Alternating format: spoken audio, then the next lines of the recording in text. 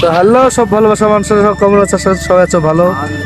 আমাদের শেখপাড়া থেকে ইসলামপুর পর্যন্ত এত খারাপ রাস্তা, কি বলবো।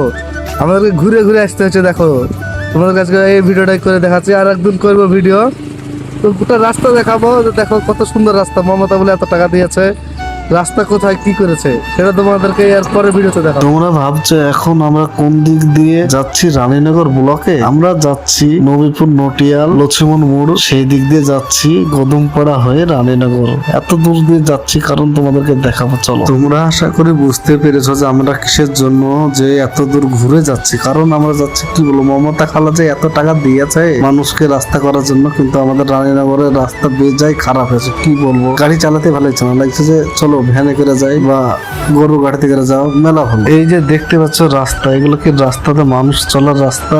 একবার কি বলবো ভাই, বেজায় খারাপ। আর এইসব টাকা মমতা খালা যে দিচ্ছে আর মানুষ সব পকেট গরম করছে, তাছাড়া কিছুই না। আর এই ইটের গ্যাটিস দিয়ে রাস্তা করছে, হেভি ভিআইপি রাস্তা করছে। আমারে কি বলবো, তোমাদের লজ্জা লাগছে আমাকে। মানুষ এই রাস্তা দিয়ে যাচ্ছে, যে কি বলবো, এর থেকে কুত্তা যদি একবার এই রাস্তা দিয়ে যায় না, দুবারও যাবে না।